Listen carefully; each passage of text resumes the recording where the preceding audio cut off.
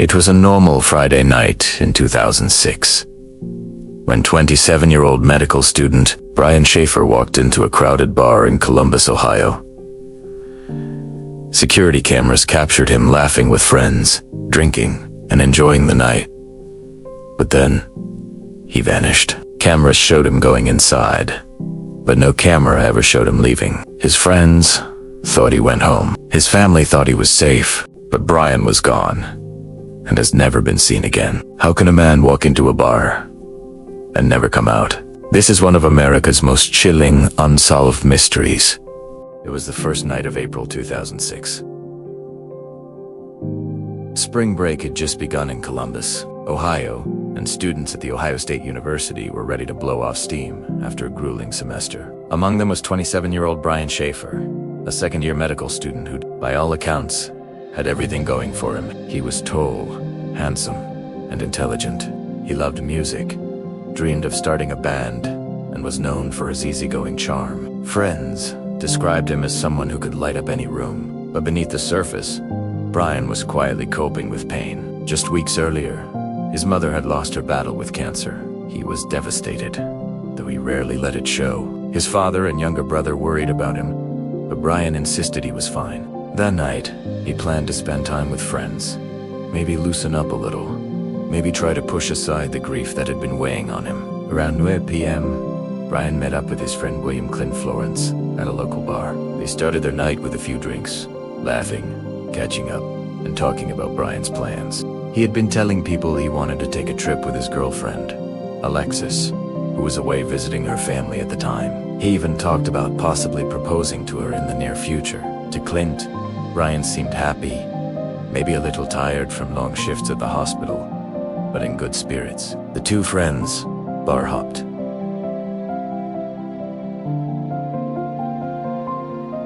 Through the night, making their way toward a popular spot called the Ugly Tuna Saloon, a bar and music venue on the second floor of the Gateway complex near campus. They arrived around 1:15 a.m., where another friend, Meredith, joined them. The three of them shared more drinks, chatted, and enjoyed the music.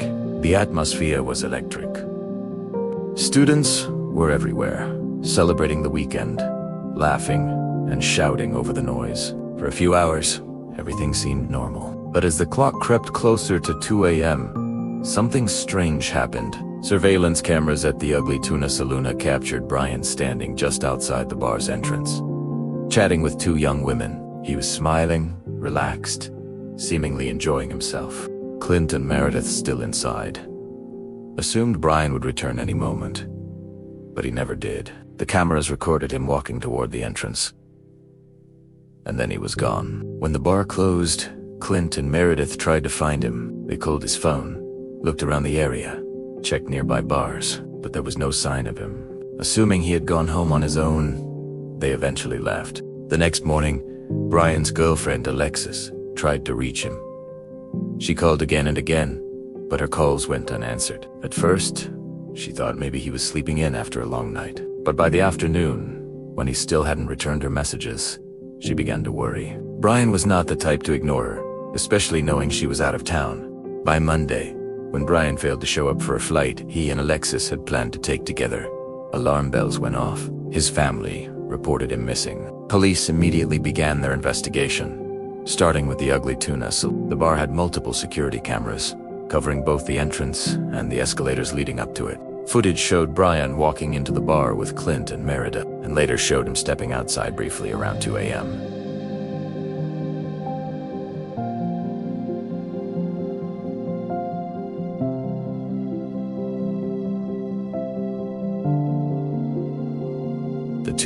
The women later confirmed the encounter, saying it was a casual conversation and nothing unusual. The cameras then captured the women leaving, but not Brian. There was no footage of him exiting through the front door, no sign of him taking the escalator down, and no evidence of him leaving through the rear. It was as though he had simply disappeared inside the bar. Detectives scoured the footage, frame by frame. They reviewed hours of video from nearby businesses. They interviewed staff, security, and patrons who had been there that night. No one remembered seeing Brian leave. No one reported anything suspicious. And the security system though not perfect, was positioned in such a way that anyone leaving should have been caught on camera. Yet Brian wasn't. The mystery deepened. Police considered the possibility that he had disguised himself, maybe pulled a cap over his head or changed clothes before walking out. But friends insisted that wasn't like him. And even if he had done so, the cameras would still have recorded him leaving. As days turned into weeks, the search for Brian intensified. Flyers went up across Columbus. Volunteers joined the effort, combing through alleys, abandoned buildings, and wooded areas near the campus. Police drained nearby rivers, fearing the worst. But each lead led nowhere. Meanwhile, his girlfriend Alexis was heartbroken. She left Brian countless voicemails, hoping against hope that he would pick up. In one of the most haunting details of the case, her phone records showed that calls were still ringing through to Brian's phone for several days after his disappearance, before eventually going straight to voicemail. Some interpreted this as evidence that his phone was still on, perhaps even still in use. But investigators later said it was more likely a quirk of the cellular network. For Alexis, though, there was a sliver of hope that he might still be alive. His family clung to hope as well, though Fred, his father, admitted his fears grew with each passing day. He couldn't believe that his son, who had so much to live for, would simply run away. Brian had been planning for the future. He had a girlfriend he loved, a career in medicine ahead of him, and dreams of starting a family. None of it suggested a man on the verge of abandoning his life. Still, police explored every possibility. Could Brian have walked away intentionally, overwhelmed by grief over his mother's death? Could he have staged his own disappearance, leaving to start a new life somewhere else? Or was he the victim of foul play, lured away, or attacked by someone he knew, or perhaps by a stranger he had encountered that night? The more investigators searched, the fewer answers they found. The case attracted media attention across the country, with headlines describing it as "the man who walked into a bar and never came out." Amateur sleuths online began speculating wildly, offering theories that ranged from the plausible to the bizarre. Some suggested he had been murdered and hidden within the bar itself, though repeated searches turned up nothing. Others believed he had fallen victim to a local predator, someone who knew how to exploit the chaos of a crowded night spot. Through it all, one fact remained chilling. The last confirmed sighting of Brian Shaffer was on that grainy security camera outside the Ugly Tuna Saloon at 2 a.m. April 1st, 2006. After that moment, he was gone. Years later, people would still replay that footage, frame by frame, wondering what really happened in those final minutes. Did Brian step outside and meet someone? Did he somehow slip past the cameras unseen? Or did something unthinkable happen within the walls of the bar itself? Whatever the truth, that night marked the beginning of a mystery that has haunted his family, his friends, and an entire city for nearly 2 decades. When Brian Shaffer vanished on that spring night in 2006, the Columbus police were faced with one of the strangest missing person cases they had ever seen. At first, investigators hoped it was a misunderstanding. Maybe Brian had gone off on his own. Maybe he needed space.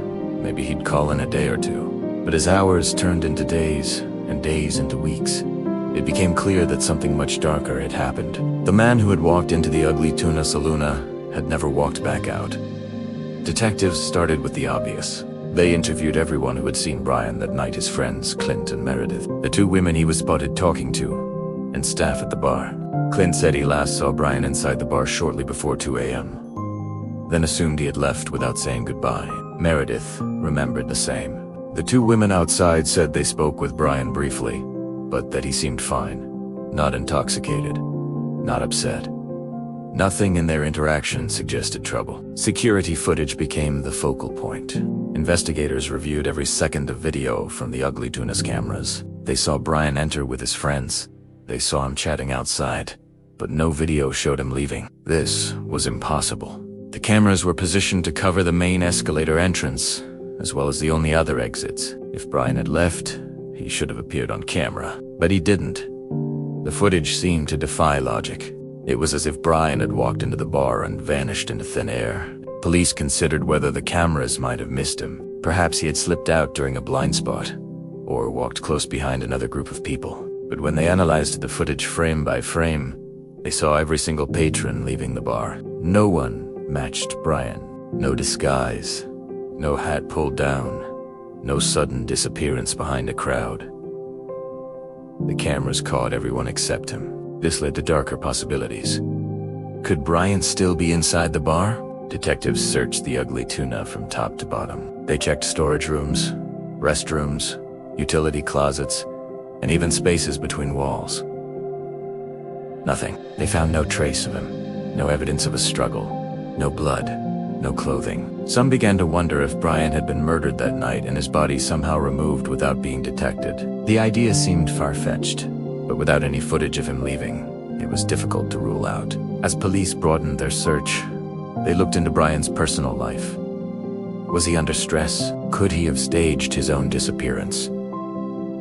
Friends insisted it was unlikely. Brian had been grieving his mother, yes, but he was also planning a vacation with his girlfriend Alexis. He had dreams of finishing medical school, of starting a family. Nothing suggested he wanted to run away. Investigators also questioned his friends closely, particularly Clint, the man who had spent most of the night with him. Soulmate Brian's family grew suspicious of Clint's behavior. He never took a polygraph test, and after a few interviews, he refused further cooperation with police. Meredith, on the other hand, did take a polygraph and was cleared. To this day, some online sleuths continue to speculate about Clint's role, though no evidence has ever connected him to foul play.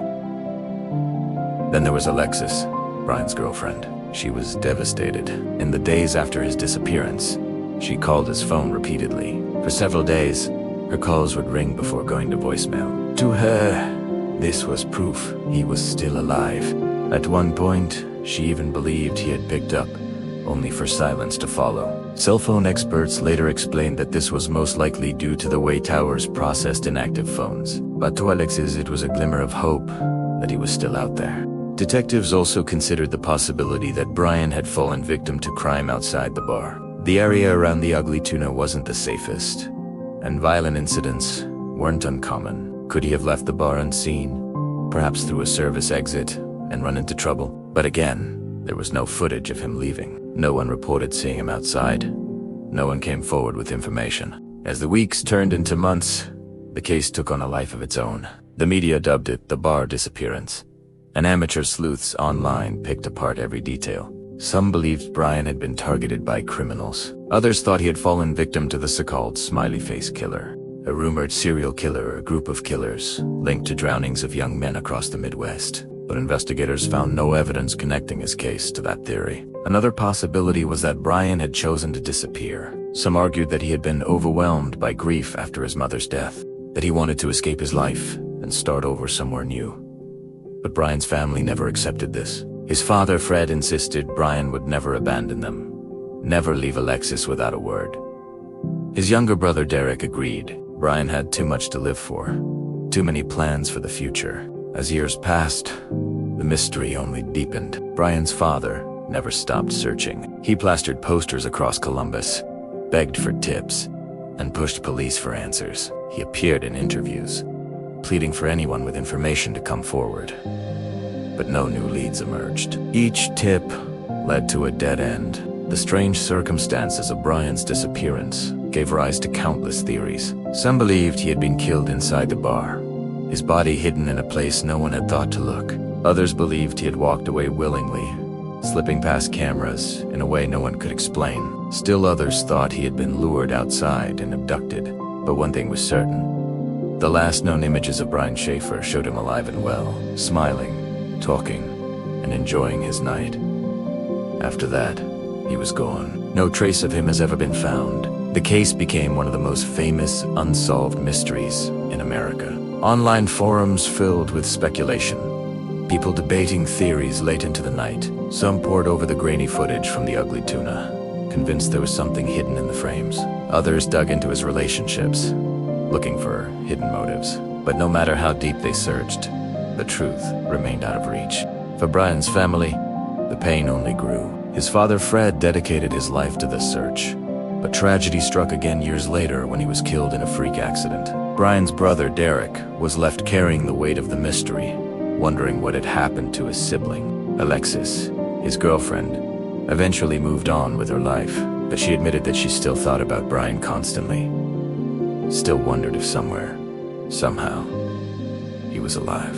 The disappearance of Brian Shaffer, ISNT. Just an unsolved case. That's a riddle that seems to defy logic. A man cannot simply walk into a bar and vanish. And yet, that is exactly what happened on April 1st, 2006. Nearly 2 decades later, the footage remains the same. Brian walks into the bar. He smiles. He talks.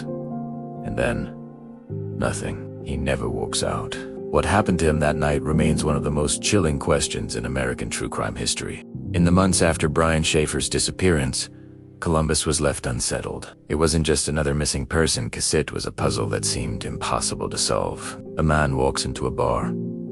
The cameras record every entrance and exit, but somehow, he never comes out. The unanswered questions haunted not only his family, but an entire city. At first, Brian's father, Fred, believed that the truth would come quickly. He thought maybe there had been a fight, maybe an accident, maybe something that would be explained within days. But as weeks turned to months, his optimism turned into desperation. He handed out flyers, stood on street corners, and begged anyone who knew something to come forward. He made public appeals, his voice cracking with grief as he begged for his son's return. But silence answered him. No one saw Brian. No one heard from him. Not a single bank account transaction. No phone calls. No emails. Nothing. It was as if he had been erased from existence the moment he stepped into that bar. Brian's girlfriend, Alexis, clung to hope. She refused to believe he was gone. Every day she called his phone, praying he would answer. And for a short time, she thought he might still be alive. When she called, the line would sometimes ring 4, 5, even 6 times before going to voicemail. Experts told her it was likely a glitch, that cell towers sometimes allow inactive phones to ring, but in her heart, she believed Brian was out there, hearing her calls, unable to answer. One night, she even thought she heard someone pick up. The line went silent, then dead. Was it him, or was it just another cruel trick of technology? No one could say. As the years passed, Alexis kept waiting. She never stopped thinking about him. She even kept the plane tickets for the trip they were supposed to take to Miami just days after he disappeared. For her, it was proof of the life they had planned together. Proof that Brian never meant to leave. But as time moved on, even hope became heavy. Eventually, Alexis tried to move forward with her life. She admitted in interviews that not knowing was worse than death. Death is final. But disappearance, it leaves you hanging in the dark, unable to grieve. Unable tool. Brian's younger brother Derek carried that same pain. He often spoke about how he couldn't escape the mystery. How every day he wondered if he'd see his brother walking down the street, or if he'd get a phone call explaining everything. He admitted to feeling frustrated, even angry, at the silence surrounding the case. And then tragedy struck again. In 2008, just 2 years after Brian's disappearance, his father Fred was outside his home clearing debris after a storm, when a tree branch fell and killed him instantly.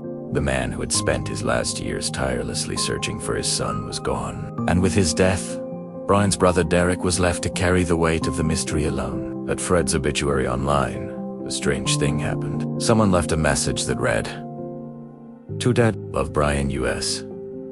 Virgin Islands." Detectives investigated the comment, but it turned out to be a cruel hoax. It wasn't Brian. It was just another reminder of how the internet could both spread awareness and amplify pain. Over the years, theories only multiplied. Some people believed Brian had slipped out of the bar in disguise, maybe putting on a hat or jacket and walking past the cameras undetected. Others believed he had fallen victim to crime after leaving through a service exit. Still, others thought he had staged his disappearance, leaving behind his old life to start fresh somewhere else. But each theory had holes. If he walked past the cameras, why didn't they catch him? If he was killed inside the bar, where was the evidence? If he left to start over, why didn't he ever contact anyone he loved? The most chilling theory was that Brian never left the bar alive. Some speculated he was attacked inside and hidden in a way that no one ever discovered. Perhaps smuggled out in a dumpster, or concealed in construction materials, as the bar was undergoing renovations at the time. Police searched, but nothing proved this theory. Still, it lingers, whispered about in late-night forums and true crime circles. Years later, in 2019, a photo surfaced online from Tijuana, Mexico. It showed a homeless man who bore a striking resemblance to Brian. His tired face, scruffy beard, and distant eyes sparked a wave of speculation. Could this finally be him? Detectives compared the photo using facial recognition technology, but the results were inconclusive. To this day, no one knows if the man in that photo was Brian or just a stranger with an uncanny resemblance. The case has become one of America's most famous unsolved mysteries, often featured in documentaries, podcasts, and YouTube deep dives. People can't stop asking the same haunting question. How can someone simply vanish from a place filled with people, covered in cameras? For Derek, for Alexis, and for everyone who knew Brian, the question is more than a mystery, it's a wound. Derek has spoken about the pain of watching others move on with their lives, while his family remains frozen in time, trapped on that April night in 2006. Alexis, even years later, admitted she still dreams about Brian, still sees him smiling in her mind. The truth about what happened to Brian Shaffer remains hidden. Maybe one day it will be uncovered. Maybe someone will come forward. Maybe evidence will surface that explains the impossible. But until then, the mystery continues to haunt. And so we are left with the same images, the same haunting footage. Brian walking into the bar, smiling, alive. The camera watches him step inside. After that, the world never sees him again. A man who walked into a bar and never came out. To this day, his fate remains one of the most chilling unsolved mysteries in America.